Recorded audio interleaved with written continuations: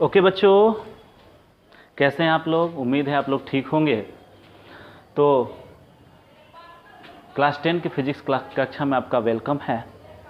और पिछले वीडियो में हम लोगों ने स्नेल के नियम को पढ़ा था और हमने ये देखा था कि प्रकाश की अपवर्तन घटना क्या होती है और प्रकाश की अपवर्तन की घटना के दो प्रमुख नियम थे।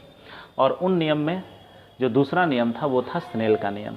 आज मैं इसी नियम से शुरू कर रहा हूँ, चूँकि मैंने इस नियम को पढ़ा दिया है, लेकिन साथ ही हम इस नियम को आज पढ़ेंगे और साथ में इसमें जो नोट हैं उनको हम देखेंगे, जो इम्पॉर्टेंट पॉइंट्स है जो ऑब्जेक्टिव में आते हैं, और साथ में हम कंसेप्ट को और समझेंगे भी। ठीक है, तो हमने अपवर्तनांक के बारे में पढ़ा था कि किसी भी माध्यम का जो अपवर्तनांक होता है वो होता है प्रकाश की चाल और बटा में माध्यम में प्रकाश की चाल निर्वात में तथा माध्यम में प्रकाश की चाल का अनुपात।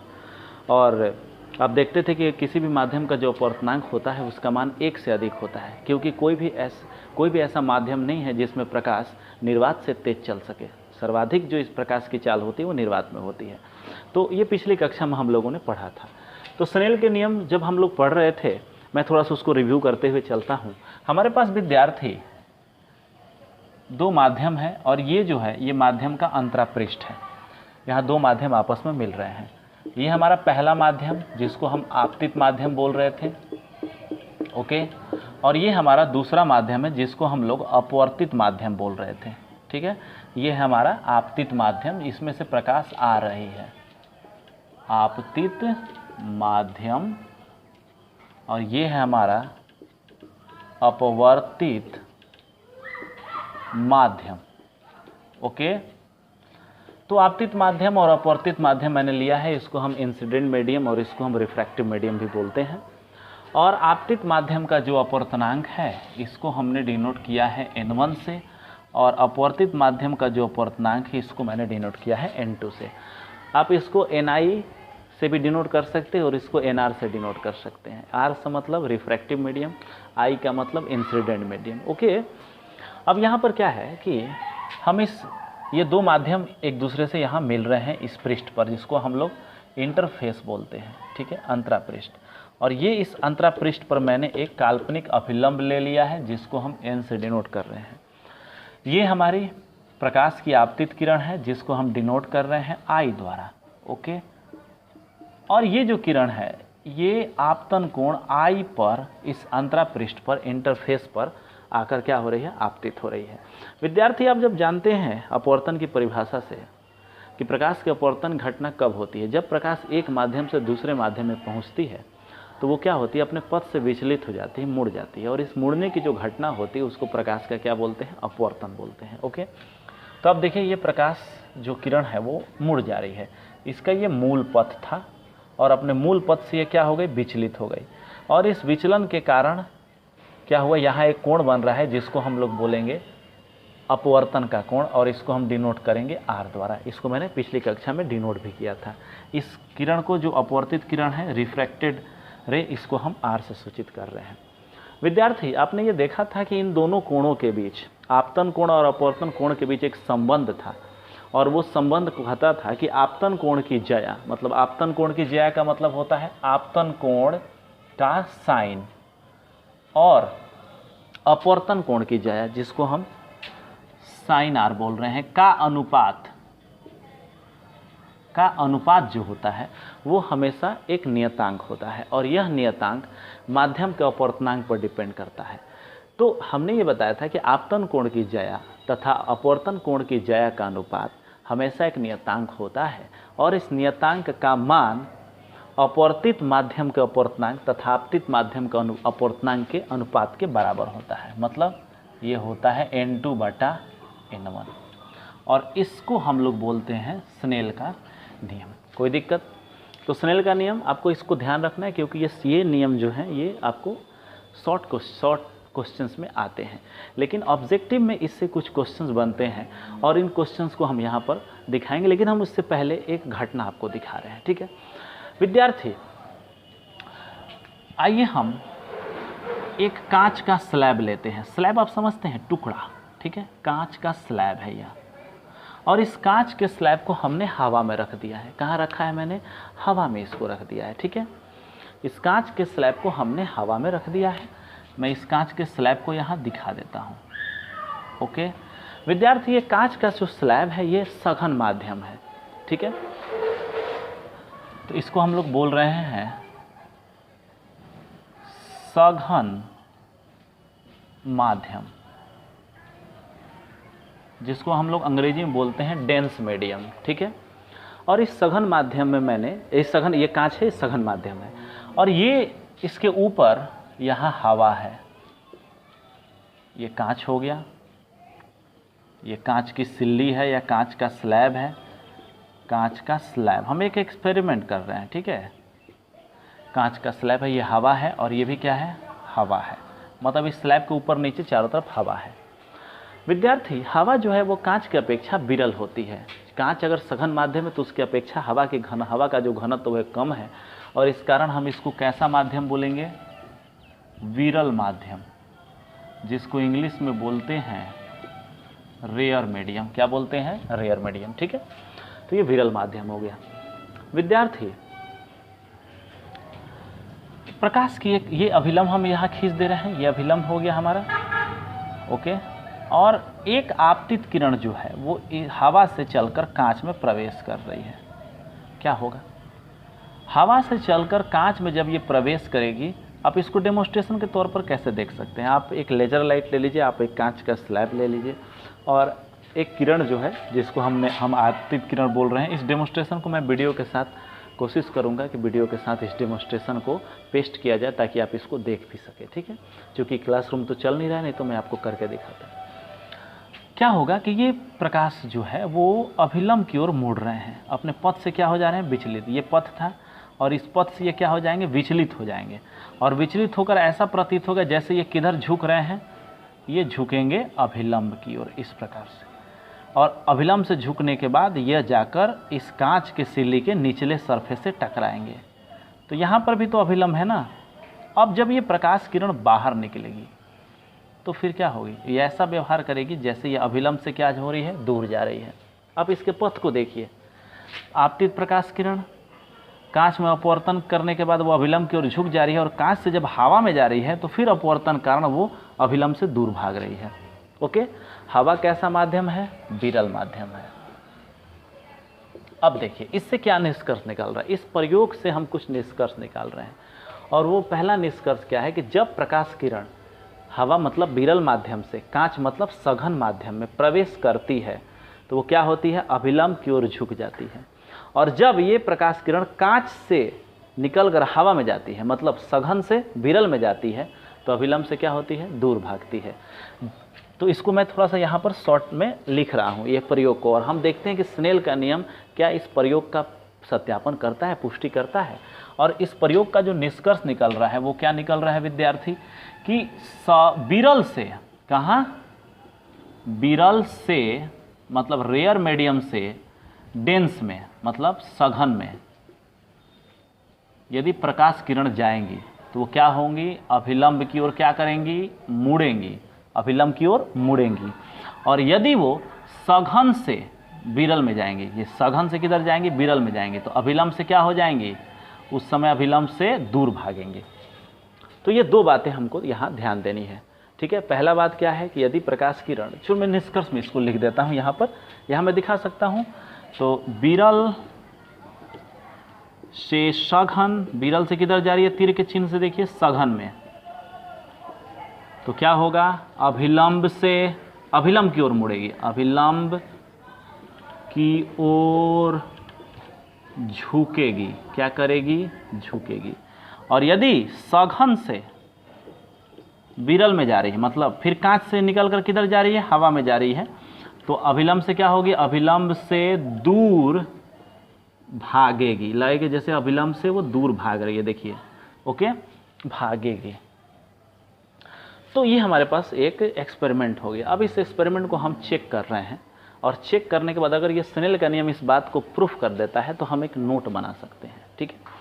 चलिए विद्यार्थी, यहाँ मैं आपको दिखा रहा हूँ, हमारे पास कितना है, साइन आई बटा में साइन आर बराबर है N2 बटा N1। N2 क्या है, वो अपवर्तित माध्यम है जिसमें प्रकाश प्रवेश कर रही है, और N1 क्या है, वो माध्यम है आपतित जिससे प्रकाश आ रही है। तो चलिए सबसे पहले यहाँ देखिए, ये हो गया कांच का ऊपरी सतह, जिसको मैं सरफेस ए बी सूचित कर देता हूँ और इसको मैं सी डी सूचित कर दे रहा हूँ, ठीक है। तो सरफेस ए बी पर जब प्रकाश आपतित होती है तो ये कौन सा माध्यम हो गया, विरल हो गया, और कांच में प्रवेश करे तो कौन सा माध्यम हो गया, सघन हो गया। ये है आपको आपतन कोण आई और ये है आपका अपवर्तन कोण क्या है, आर है। अब यहाँ पर देखिए, विरल माध्यम का अपवर्तनांक सघन की अपेक्षा कम होता है, या सघन का माध्यम का अपवर्तनांक अधिक होता है। तो इसका मतलब ये N2 है और ये N1 है। तो N2 का मान N1 से क्या होता है, बड़ा होता है। इसका मतलब है N2 बटा में N1 का मान 1 से क्या होगा विद्यार्थी, बड़ा हो जाएगा। और N2 बटा N1 यदि 1 से बड़ा होगा, लेकिन N2 बटा N1 क्या है, साइन आई बाई क्या है, साइन आर है। तो N2 बटा N1 के जगह पर हम sin i by sin r लिख सकते हैं। तो हम यहाँ पर लिखेंगे साइन आई बटा साइन आर बड़ा होगा किससे, 1 से। और इसका मतलब है कि साइन आई बड़ा होगा किससे, साइन आर से। ओके, साइन थीटा के छोटे मान के लिए अगर हम साइन का कोण ले रहे हैं और वो कोण छोटा है, तो अगर कोण छोटा होता है, जैसे मान लीजिए साइन 0, ये काफ़ी छोटा है, 0 है, बराबर कितना होता है, 0। और साइन अगर हम 0.5 ले रहे हैं तो अप्रॉक्सीमेटली ये कितना होगा, 0.5 होगा। तो इस प्रकार से हम क्या कह सकते हैं कि साइन के बहुत छोटे मान के लिए, ठीक है, जैसे 5 डिग्री तक मान के लिए हम साइन का मान किस में लेते हैं, 5 डिग्री। चूँकि ये रेडियन में होता है, लेकिन हम इसको रेडियन में नहीं लेकर किस में ले रहे हैं, यहाँ दिखा दे रहे हैं 5 डिग्री। अप्रॉक्सीमेटली ये खुद यहाँ जो थीटा का मान है उसके बराबर हो जाता है। तो ये 5 डिग्री तक, 4 से 5 डिग्री तक अप्रॉक्सीमेटली ये संबंध का पालन होता है कि साइन थीटा थीटा के छोटे वैल्यू के लिए साइन थीटा आपस में बराबर होते हैं। तो इसका मतलब क्या है कि ये हो जाएगा आई बड़ा हो जाएगा किससे, आर से। आप इसको ऐसे भी कह सकते हैं कि साइन साइन कट गया, लेकिन ये अच्छा तरीका नहीं है, ये गणित का तरीका नहीं है, ठीक है। लेकिन छोटे मान के लिए हम इसको, थीटा के छोटे मान के लिए हम इसको कह सकते हैं। तो इसका मतलब आई बड़ा होगा किससे, आर से, या आप इसको लिख सकते हैं कि आर छोटा होगा किससे, आई से। तो आर छोटा होगा आई से, ये कब संभव है, जब किरण किधर हो, झुके किधर, अभिलंब की ओर। किरण अगर अभिलंब की ओर झुकेगी तब ना आर छोटा होगा आई से। देखिए तो इससे स्पष्ट अर्थ निकल रहा है कि यदि N2 बड़ा हो N1 से, अर्थात माध्यम कैसा हो, आपतित माध्यम विरल हो और अपवर्तित माध्यम सघन हो, प्रकाश विरल से सघन माध्यम में प्रवेश करे तो प्रकाश किरण किधर मुड़ेगी, अभिलंब की ओर मुड़ेगी। यहाँ पर आप नोट में क्या दिखा सकते हैं, आप नोट में दिखा सकते हैं, नोट 1, यदि N2 ग्रेटर देन N1, या आप इसको कह सकते हैं प्रकाश विरल से सघन, मतलब हवा से कांच या हवा से पानी में प्रवेश करेगी तो अभिलंब की ओर क्या करेगी, झुक जाएगी। ओके, कोई दिक्कत। इसको आप लिख सकते हैं N2 ग्रेटर देन N1 हो, इसका मतलब हो जाएगा N2 बटा N1 1 से बड़ा होगा, स्नेल के नियम से। N2 बटा N1 बराबर कितना हो जाएगा, साइन आई बटा साइन आर, 1 से बड़ा, इसका मतलब साइन आई बड़ा होगा किससे, साइन आर से। और इसका मतलब है कि आई बड़ा होगा आर से, इसका मतलब है कि आर अपवर्तन का कोण छोटा होगा किससे, आई से। ओके, कोई दिक्कत। तो इसका मतलब है कि फर्स्ट जो हम एक्सपेरिमेंट कर रहे थे वो स्नेल का नियम उसको प्रूफ कर रहा है, तो इसलिए मैंने इसको नोट में कर दिया। ये पहला नोट हो गया। अब थोड़ा यदि हम दूसरा नोट देखना चाहते हैं, ठीक है, इस बात को आप ध्यान रखेंगे। मैं इसको PDF में, इसको आपको डिस्क्रिप्शन लिंक में जब आप जाइएगा तो वहाँ इसका लिंक है, उस लिंक पर दबाइएगा डिस्क्रिप्शन में, तो आपको PDF लोड हो जाएगा इसका। तो आपको लिखने की ज़रूरत नहीं है, वो सब हम लोग लिख कर आपको दे देंगे, वहाँ पर आपके डिस्क्रिप्शन लिंक में डाल दिया जाएगा। आप जैसे ही उस पर क्लिक करेंगे PDF लोड हो जाएगा। यहाँ देखिए हम दूसरा नोट, विद्यार्थी यदि प्रकाश किरण कांच से निकलकर हवा में जा रही है, मतलब सघन से किधर जा रही है, विरल में, तो क्या होगा, सघन से विरल में जा रही है, तो आप इस चीज़ को भूल जाइए। लग रहा है कि जैसे प्रकाश जो है वो पहले किस में थी? कांच में थी। पहले किस में थी? कांच में। तो इसका मतलब इसका आपतित माध्यम क्या है? वो है कांच। तो आपतित माध्यम मतलब अपवर्तनांक N1 कांच है, और ये इसका हवा क्या है? N2 हो गया। तो कांच सघन है ना, तो इसका मतलब है कि यदि N1 बड़ा हो किससे? N2 से, मतलब प्रकाश सघन से किधर जाए? विरल में जाए। प्रकाश सघन से विरल माध्यम में प्रवेश करे तो क्या होगा? थोड़ा सा ध्यान देते हैं। N1 बड़ा है किससे बाबू? N2 से। तो इसका मतलब क्या है कि इसका मतलब है कि N2 छोटा है ना हो, तो N1 बड़ा है N2 से, तो इसको ऐसे भी लिख सकते हैं कि N2 छोटा है N1 से, कोई मतलब अंतर नहीं पड़ेगा। इसका मतलब N2 बटा N1 छोटा होगा किससे? 1 से। और इसका मतलब है कि N2 बटा N1 स्नेल के नियम से कितना है? साइन I बटा साइन R छोटा है 1 से। इसका मतलब है कि साइन I तिरछा तिरछी गुना करेंगे, छोटा होगा साइन R से। इसका मतलब R बड़ा होगा किससे? I से। और R बड़ा होगा I से, तो देखिए तो यहाँ पर ये देखिए ये I हो गया अब, और अब के लिए ये क्या हो गया? दूसरे सरफेस के लिए, कांच के दूसरे सरफेस के लिए R हो गया। R तभी I से बड़ा हो सकता है जब ये किरण अभिलंब से क्या हो? दूर भागे। यही ना अभिलंब है जी, तो इससे इसको क्या होना होगा? दूर भागना पड़ेगा। तो इससे स्पष्ट है कि यदि प्रकाश किरण सघन से विरल माध्यम में प्रवेश करे तो अभिलंब से क्या होगी? दूर भागेगी। ओके, कोई दिक्कत, कोई प्रॉब्लम? तो आपको ये 2 नोट आपको ध्यान रखने हैं। ओके, एक तीसरा नोट होता है। सोचिए, इसी प्रॉब्लम्स पर हम फिर गौर कर रहे हैं। ये हमारा कांच का स्लैब वाला जो प्रॉब्लम है, ये कांच हो गया, ये अभिलंब हो गया। प्रकाश किरण हवा से कांच में प्रवेश कर रही है, और कांच से फिर किधर चली जा रही है? हवा में चली जा रही है। ठीक है, आप इस पे इसके आपके पास 2 सरफेस हैं। इसके क्या है? 2 सरफेस हैं। ओके, और इन 2 सरफेस पर आप स्नेल के नियम को अप्लाई कर रहे हैं। यदि आप पहले सरफेस पर स्नेल के नियम को अप्लाई कर रहे हैं तो ये हो गया आपको आपतन कोण, और ये हो गया आपका अपवर्तन कोण, जिसको मैंने डिनोट किया है R। और प्रथम सरफेस पर यदि आप स्नेल के नियम लिख रहे थे, ये है N1, ये है N2, और ये क्या है? N1। तो आप लिखेंगे साइन I बटा में साइन R बराबर N2 बटा में कितना हो जाएगा? N1। इसको समीकरण 1 मान लीजिए। अब आप दूसरे सरफेस पर जाइए, इस सरफेस पर। ठीक है, इस सरफेस पर आप जाइएगा तो ये इसका अभिलंब हो गया। तो यहाँ जो कोण बन रहा था, इस कोण को मैंने R से डिनोट किया है। तो इस कोण को मैं डिनोट कर देता हूँ R डैश से। ठीक है, और इस कोण को हम डिनोट कर देते, इसको आप X से डिनोट कर दीजिए, X से, और इसको डिनोट कर दिया मैंने R डैश से। ओके, तो अब यहाँ पर अगर सेकंड सरफेस आप स्नेल का नियम लगाएंगे यहाँ पर, तो आपतन कोण कितना हो गया? X। तो साइन X, अपवर्तन कोण कितना हो गया? साइन R डैश बराबर आपतन माध्यम इस बार क्या है? कांच है ना, कांच से किरण लग रहा है, कांच से किरण आ रही है और हवा में प्रवेश कर रही है। तो आपतित माध्यम इस बार कांच हो गया, अपवर्तित माध्यम हवा हो गया। तो N1 बटा कितना हो जाएगा? N2। समीकरण क्या हो गया? 2 हो गया। थोड़ा सा गौर कीजिए, इस किरण पर गौर कीजिए। तो ये कोण है R और ये कोण है X। तो R और X एकांतर कोण है, तो इसका मतलब ये आपस में क्या होंगे? बराबर होंगे। तो X बराबर कितना हो जाएगा? R। कोण X बराबर कोण R। ये कौन सा कोण है?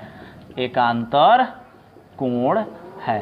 तो देखिए, तो आप R के जगह पर X या X के जगह पर क्या लिख सकते हैं? R लिख सकते हैं। ठीक है, तो यहाँ पर आप क्या लिख देंगे? R नहीं लिख सकते हैं। और इसके बाद आप क्या कर देंगे? इन दोनों को आपस में गुणा कर देंगे। इन दोनों को देखिए तो मैं आपस में गुणा कर रहा हूँ, समीकरण 1 और समीकरण 2। देखिए तो क्या हो जाएगा? साइन I बटा साइन R गुने साइन R बटा में साइन R डैश बराबर कितना हो जाएगा? N2 बटा N1 गुने N1 बटा में N2। कट गया, कट गया, कट गया, कट गया, कट गया। साइन I बटा साइन R डैश बराबर 1। इसलिए कितना हो जाएगा? साइन आई बराबर साइन आर डैश, आई बराबर आर डैश।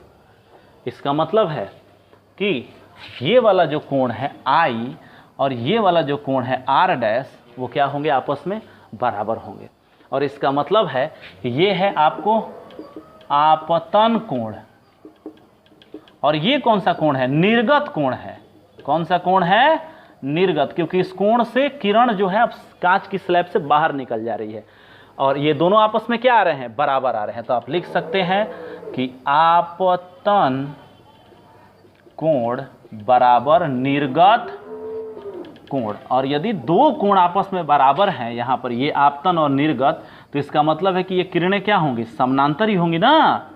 तो इसका मतलब है कि आपतित किरण समानांतर होगी किसके, निर्गत किरण के।